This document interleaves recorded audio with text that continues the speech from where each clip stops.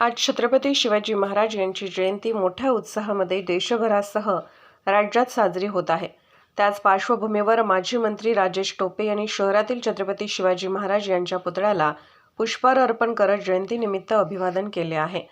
सरकारने जो मराठा समाजाला मराठा आरक्षणाचा शब्द दिला होता तो पाळत मराठा समाजाला न्याय द्यावा व मराठा आरक्षणाचा अध्यादेश पारित करावा व जरांगे पाटील यांच्या ज्या पण काही मागण्या असतील त्या सरकारने त्वरित पूर्ण कराव्यात अशी मागणी माजी मंत्री राजेश टोपे यांनी यावेळी केली आहे। जयंतीच्या निमित्ताने मी महाराष्ट्राच्या देशाच्या सर्व शिवप्रेमी जनतेला लाख लाख शुभेच्छा देतो।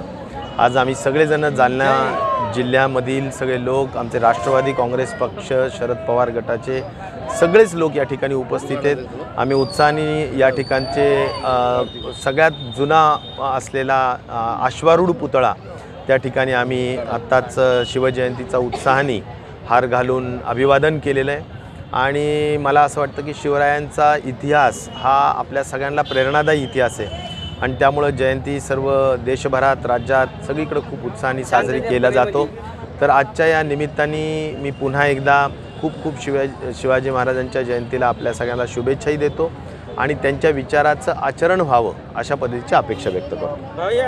एकीकडे शिवजयंती उत्साह साजरी होते आणि एकीकडे जरांगे पाटील उपोषणाला बसले, अजून त्यांना न्याय मिळाला नाही, मराठा आरक्षण अजून मिळालेलं नाही। मला तेच वाटतं की महाराष्ट्राच्या ह्या सरकारने अशा पद्धतीनं ज्या काही महत्त्वाच्या बाबी आहेत आरक्षणाच्या, या सगळ्या खूप गांभीर्याने घेतल्या पाहिजे, दिलेले शब्द पाळले पाहिजे।